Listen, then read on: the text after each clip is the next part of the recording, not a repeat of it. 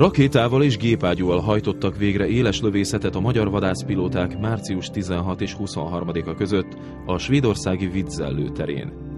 A légifölény 2012 gyakorlaton résztvevő 10 vadászpilóta kiváló és jó szinten teljesítette a feladatot, annak ellenére, hogy ilyen gyakorlaton most először vettek részt.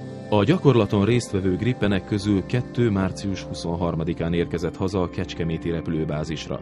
Március 16-án települtünk ki Svédországba, ott éles levegő-levegő rakéta, illetve éles gépágyú lövészetet hajtottunk régi célok ellen.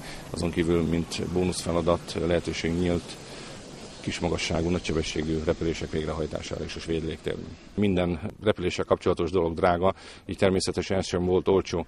Itt az a kérdés, hogy vajon amikor használnunk kellene ezt a tudást, akkor megérje ebbe investálni. Én azt gondolom, hogy a gyakorlatra fordított összeg messze meghozta a valós hozamot, hiszen 100%-ra véget tudtuk hajtani a feladatot.